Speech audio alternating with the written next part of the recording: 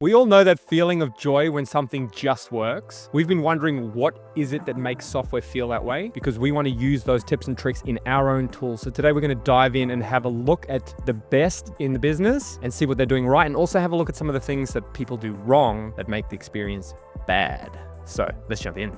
I'm Darrell and this is Ken, and we're currently building Clipflow, a content management platform for creators. And we're going through this currently where the software didn't feel exactly how we wanted, and we've made some pretty key decisions to rebuild sections of it because of that. So today we're going to go through what makes a product feel good, what makes it feel bad, and how we got to the decision that we needed to make a fundamental shift in how we were building to make the product feel better. Yeah, so a little bit of background. We started building Clipflow.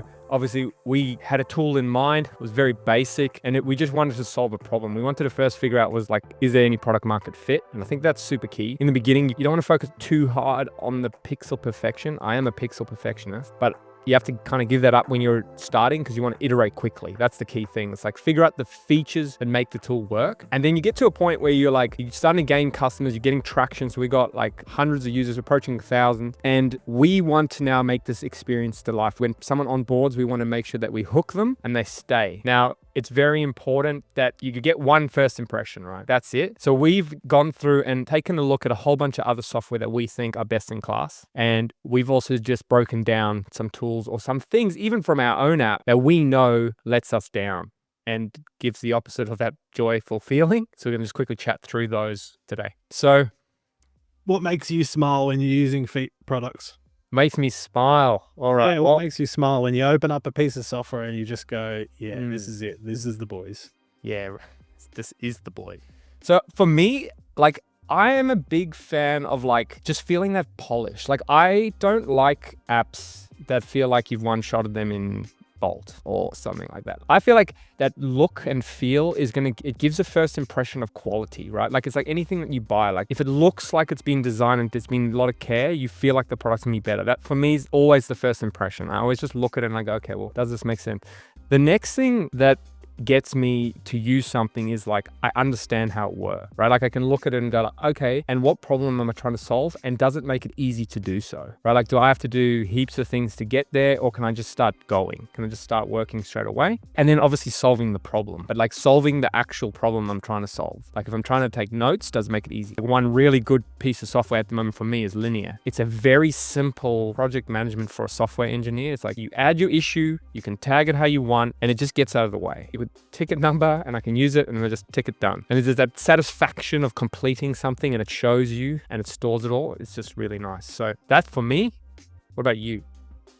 For me, I really value a good onboarding that's really quick. Personally, I hate when things stop you from getting the job done to onboard you. And I understand, coming from our perspective, how often you actually need information to make the product do the job properly, but making the onboarding as frictionless as possible and having some sort of personality. Now, if you look at Gumroad has a really strong personality. It's all sharp borders. They don't round their corners. They have really strong color palette. You've got Posthog has a lot of personality. They've got their little, is it a hedgehog or a pig or something? Yeah, hog. It should be a pig. Yeah, not a hedgehog. And then MailChimp obviously has the brushstroke illustration, but personality can also mean serious and to the point and get the job done. Whatever it is, a product with personality, usually that ties into, I think, what you were saying about the intangible. The product is built just for you because it has an opinion on the way the work should be done. And usually the personality is informed by that opinion. And you can feel that. It's not something you might actually know that you're observing as you're using the product, but you will feel that. You'll feel that it has a personality and it's going to do X, Y, Z because it's been well thought through. And like you were saying, one-shotting something, you're not going to think through things enough to solve the problem properly. And you might not recognize that you're using a software that has that opinion and has that extra work immediately, but it will come through as you're using it. And that's my favorite thing, is when you can really feel that there's people in the background making the decisions for you about the way things should be done. Yeah. And that sort of taste. Yeah. It's subconscious, right? You look at it, you feel it, and you're this feels cool. This just it feels like it's going to do what it needs to do, right? So I think that picking up a physical good, and you're this feels like cheap plastic. Or wow, this fits well in my hand and it's like sturdy. It's like exactly the same thing. Somehow you have to capture that with software and keep it consistent across everything as well. If you've got all these different like things like marketing and the product, and it all just has to like cohesive. Yeah. And that just takes time, right? And that takes effort. I think it's all about that. Like, I'm going to invest a lot of effort and time learning this thing. Other people on the other side building it, doing the same. Do they value this product? And I think this is something, like, we got to pull this conversation in a different direction quickly, but I think it's where people like indies can sometimes go wrong, is where they build 20 different things and you can tell, because you can't put in that much effort into 20 things. There's too much attention being spread. And everyone's like, it's fun. Like, I don't have attention span. It's like, well, to build something really good and make a really good product, you have to invest time, right? It's a time thing. And like, no matter how good the tools are going to be, you still have to think about these things. You're going to take time to iterate on them. Everything over time, like your marketing, your content, everything has to be of that same quality. Otherwise, one thing's going to let it down and it's going to feel not right. Like, you could have the best marketing website. This is the biggest. We can move into things that don't make me smile, but it's like an amazing marketing website that, and you go sign up and you click and you go like, it looks like a completely different thing. And you go, Yeah. this doesn't tie in together at all. Like, you spend all your money on marketing and nothing on product. Yeah. And then we can start going down the rabbit hole of things that don't make your product feel great. Things that annoy us.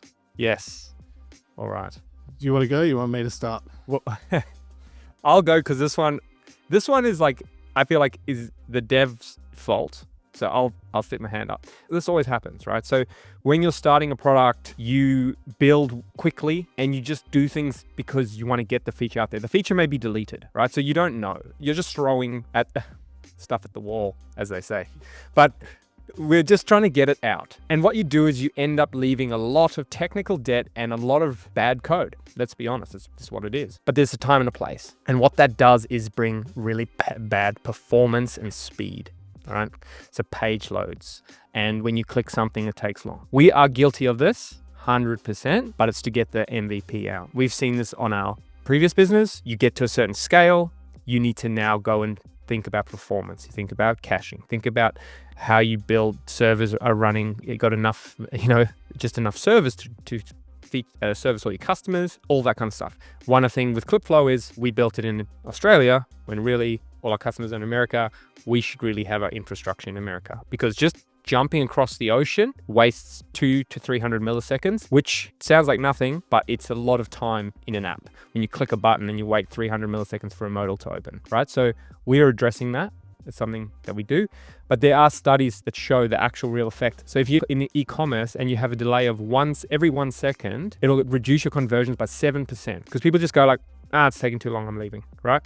So same thing in your app. If you open up your app for the first time and it takes 3 seconds to load, people just go, no, I'm done. This is too slow. See you later. That's the number one thing that for me, that takes away the joy, and everyone's guilty of it at some stage. What's for you? And that's probably because it stands in the way of getting the job done, right? Speed being important because you want to get the job done faster, because no one actually wants to be using your product at the end of the day.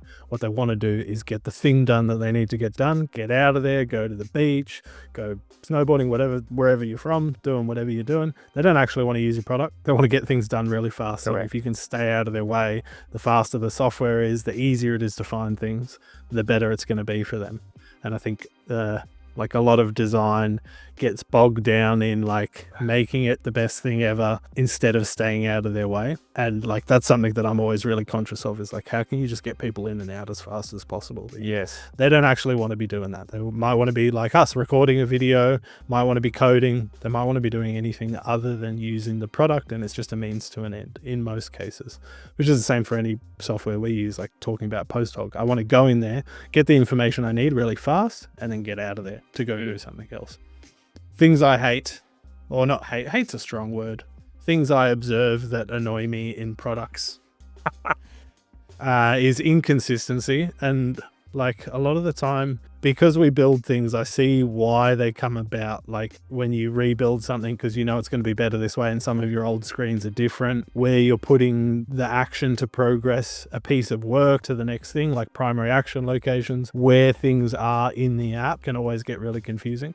Not keeping a consistent pattern across everything. And that's one of the things that we're looking at the moment, is how can we sort of re-architect everything so it's very clear where everything is at every stage and how it will flow to the next step, what it was in the previous step, what it belongs to and what belongs to it, all of those sort of things being consistent across an app. And then just being ugly in general, like being an ugly UI, it is very, very difficult. It's not its fault, Darrell. It wasn't its fault. It was born that way, mate. It can't do anything. I don't think it's any app's fault that they are ugly. It's just a product of like, there's so much stuff that realistically it's very hard to fit on a page. And it's very hard to decide, because what you want to do is appeal to the most users possible. If you could just make the perfect product for one person, it would be very easy to do it the right way. But when you're trying to appeal to a mass audience, you have to do things so that they work for the majority in the best way possible, which the primary information isn't going to be the most useful thing for everyone all the time, which makes it can make ugly UI come out where like it's hard to know where to look next, because we've prioritized something and put it as the most important thing on the page, but Bob down the road, he doesn't care about that. He just wants to go in there and see this. So trying to make things work for everyone, that's where you end up with an ugly UI. Yeah, and you don't want to go into that configuration trap either. So it's very easy to go, oh, it's just a toggle. Oh, it's just a toggle. Oh, it's just a toggle. Then you end up with a screen of 400 toggles that you have to do. And then everyone has different toggles. So everyone sees different things. So it's an art for sure. And it's something you learn over time, that kind of, and then I don't know if it was Figma or someone else, but they were talking about like how they had to build a product that appealed to designers, but also could go to the power user. So it was like basically the people that don't know the tech that well, or kind of just want to get their design out there, versus people who are like, want to use components and want to do like super powerful things, consistent brand kits and all that. So like, how do you fit both of those in? So that's really interesting, like how they've tackled that problem. And I think they've done it. Figma is a really good example of good UI. Like it has its problems where it like frustrates me every now and then, but like you're saying, you can just go in and put some text on it. And like when you go in and you try and make something and you just cutely like put little text things there, versus auto layouts and components and then master components and everything, it's as complex as you make it. If you want to make it really complex, you can. And I really like the way they do that. They introduce all of these features that you can add, but you can also get your job done without all of that stuff if you need to. Hey, and look, Brett from Design Joy doesn't use any of that stuff, Darrell. He just puts text like me. So maybe I'm the right. I don't know who that is. But Brett from Design Joy. He's like one of the big designers on Twitter. And he doesn't use auto layout. Nah, he makes heaps of money from design. He's making like millions of dollars, one man band. He does like subscription design. Anyway, I mean, people used to make money designing on Sketch and Photoshop, and even like writing on paper. It doesn't mean it's the best way to do it moving forward. Sorry, Brett. Hey, I was trying to protect myself here in front of all my friends watching this video. All right, so something that we also have been accused of in the past, which it's probably the piece of feedback that hurts the most, I reckon. It's a trigger word. We've definitely learned or been built that way now. So it's a clunky system, right? So now it's just as users say, it feels clunky, and like it's hard, like it's a word, but like how do you actually say it? Like to solve it, you need to understand what that means, right? Like what does clunky mean? So a clunky system, what we kind of understand it as, is something takes too many clicks, so it's unintuitive. So it's like, to do this thing, I have to click here, then I click here, then I click here, then I click here. So we are always trying to reduce the number of clicks it takes to get something done. That's the goal. Now, obviously, as systems become Frankenstein, they get added onto, it gets harder and harder. You get more clicks and more sections. So you do have to take the step back. And this is what we've done now is like, okay, cool. We've kind of got the core functionality of the system. We understand it. The users love it. It's great. But now how do we take that and make it the best? So this is where you take that clunkiness and you turn it into something that just feels streamlined. So there might be an action that's used a lot, or a path that's going through multiple times. How do you make that one click? Or, how do you show that information straight away?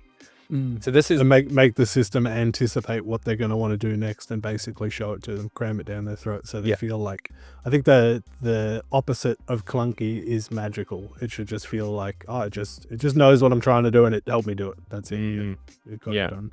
So this is something that I like to bring delight, but I think we can quickly talk about we can cover on how to deliver. But like the final thing I think that a lot of people do that makes their systems or the programs feel average is just abrupt changes in the layout.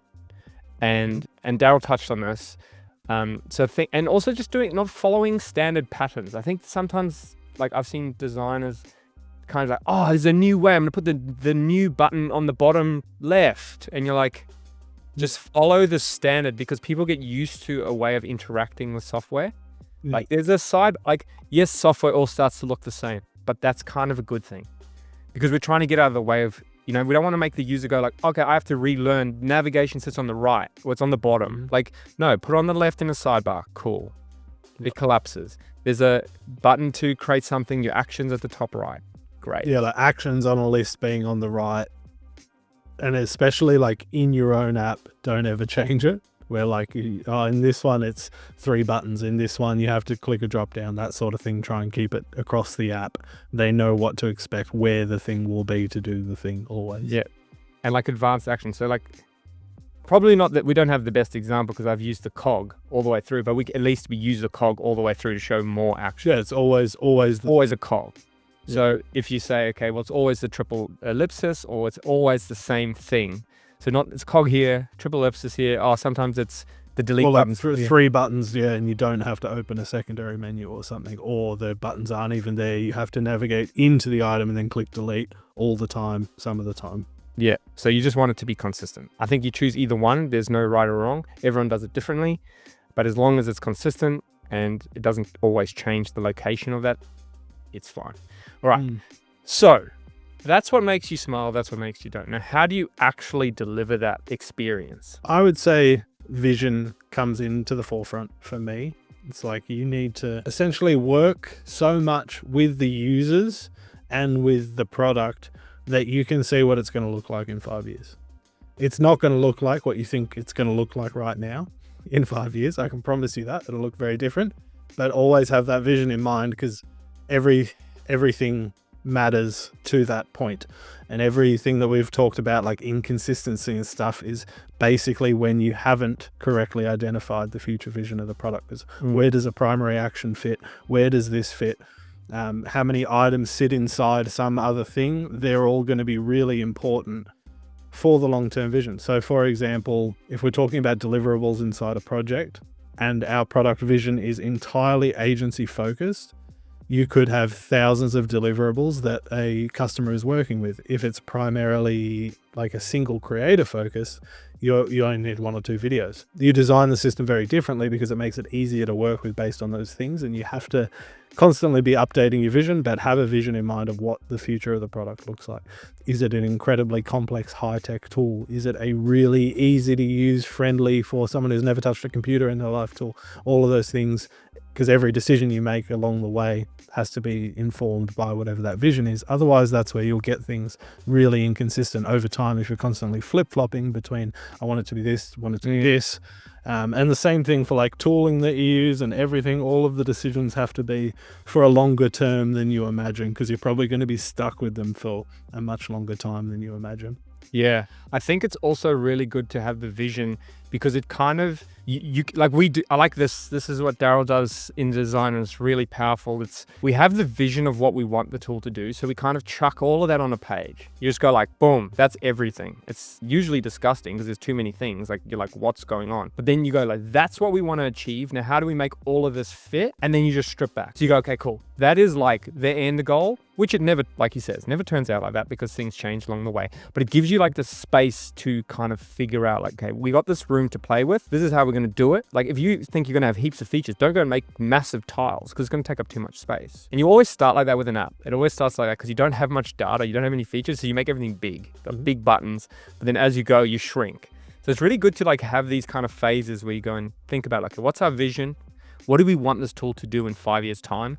How do we fit all those things in? And then how do we pull it back? But you need to have a vision or kind of picture in your head what that's going to look like. And I really love that stage. Like what we're doing right now is like we're really trying to push our thinking and push how we can really deliver this experience that users are going to enjoy. So something that brings me joy when like using an app, and this is what we try and bring in, it's like that surprise and delight, right? So how do you make the user feel like this thing's just doing the work for us? Like so Darrell said, the opposite of clunky is magical. And I think something like, especially in a project management tool that's really cool, is when you come in and you've seen a team member do something for you that you didn't do and it just appeared. Now, how do you, so for us, it's like thinking about like, how do we bring that kind of experience to the forefront? So it's like things are happening behind the scenes that you didn't even need to action or do, and bringing that out, because that's going to create that magical feeling. Yeah, right. That ties into the like getting out of their way. Yeah. And just the job is getting done without them, which essentially all of our users are going to froth on that. They're going to be like, oh, this is great. I do less work now. Yeah. So that's really cool. So another way to actually deliver the experience of joy for your users is to listen to and ignore feedback, but iterate quickly, right? So you want to be talking to your users. It can be painful because it's time consuming to sit down and chat with everyone and talk through them and onboard them, but it's so valuable because you want to talk to them and you want to hear what's annoying them. You want to create like an opportunity or something for them to actually be able to talk to you freely and communicate, like an open communication line. Because it's not what do you like about this page and where this button is.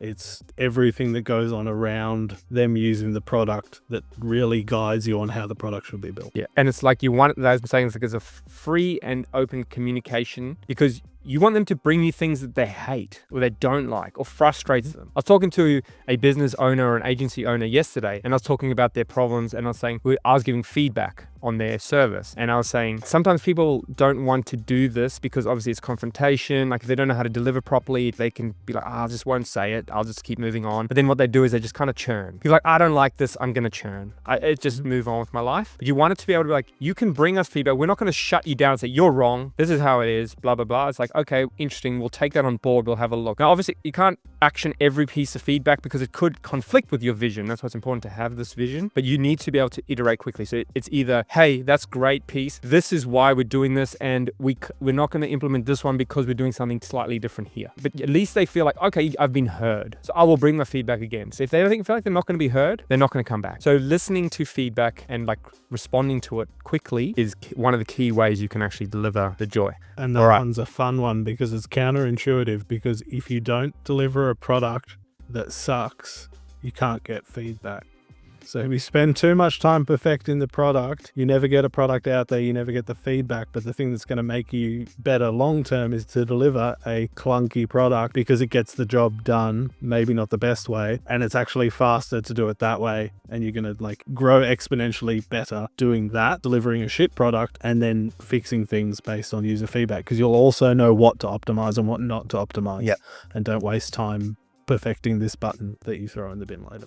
Yeah, so that you can lead straight into the next point then, being aggressive when it comes to removing features. Adding stuff is easy, removing it is very difficult. And this is why you have to ignore some feedback, because once you've put something in there, it's going to weigh heavily on your mind if you decide you want to change something later. And what I was saying earlier about sort of getting pigeonholed into where things go and what goes where and all of that, it gets almost impossible to design pages where the core function of the page is delivered at the top. Everything on the screen doesn't overload you because the page has one job to do. Just gets harder and harder everything you add, and you have to be pretty ruthless about removing stuff. Like Elon Musk, I know he's like the most hated man on the planet right now, but he says some things that I really resonate with. And he said, if people aren't complaining that you're removing too much from your product, you're not removing enough. And basically the idea is, once you say you have 10,000 people, if 100 people aren't up in arms that you're removing something, then you're probably leaving a lot of technical debt on the table, and that technical debt affects how fast you build new things. It affects how much you can keep growing, because you've just got all of these things. If you want to change something on a page, it's harder because there's more there. If you want to change something in code, it's harder for your team because there's more things connected to it, etc., etc. So you do have to be always looking for things you can remove, which is going to hurt in some cases because it might provide value to 1,000 people. but the 10,000 people that get more value from getting the job done easier over here, and they do it 10 times more than this 1,000 people who get annoyed by it, you've got to make that trade-off sometimes. Yeah. And I think on the Diary of the CEO, they were talking about like businesses and marketing and talking, but they were saying, I think it was like, you've got to piss off the 80% to make sure that the 20% get the best product, right? Like, because those are your core. Like there's always 20% of customers that are your best customers. And how do you deliver that experience to them? It's a really hard one, because like you never want to pull things out. Because like, it's being used. It's got 7 uses. You're like, you got to be aggressive, because it does definitely create, especially when you're running software, it creates a whole bunch of debt. Ken had this really cool idea of saving all the V1s and the V home pages, just because like he had that nostalgia, because last time we lost it all and we could never look at it again. Yeah. And he's a vibe coder that's never heard of Git commits. Yeah. And then I went back and I was like, this is creating so much pain for me. Delete. So I went back and deleted like thousands of files, because I was like, you know what? I can just roll this back with a Git commit and just move on with my life. Yes, it takes a little bit longer, but who cares? It's all about being able to write fast now. So be aggressive when it comes to removing features. Finally, this is a dev one, but it's focus on performance as soon as you find product market fit. So a lot of people neglect this, or they just don't understand how it works. So like, spend the time to learn about how your tech stack works, and where the pros and cons, and how you can, do things with speed. So we work with Rails, and a thing that gets us, and this is probably gets everyone in every stack, is just n+1 query. So basically, when you're loading something, you just do multiple database hits. It creates a very big bottleneck, and it slows down your app.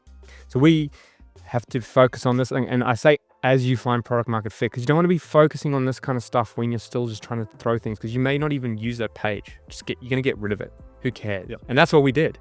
But then you start scaling with users, and you start figuring out, this is bad. So you go and you sit down, and it doesn't take long. It takes like, you do a couple of days of work to just focus on pure performance, and you deliver an app that's twice as fast. We did that a couple of weeks ago, and we got doubled, like it was twice as fast, or the page loads in half the time, however you want to say. So that creates a whole bunch of stuff. You need to do that once you find product market fit, and you need to keep doing that. So once you start getting users and start delivering features, and the core features, you want to make sure now that it's a core feature, and you know it's a core feature, you keep performance high, always. It's like, when you code review, when you do anything, it's like, that's one of the things we're looking for. It's like, are you doing efficient? Like, do you have indexes on your database? Do you have this? It's like, that's what you want. That's how you deliver. So it's addressing that speed performance thing.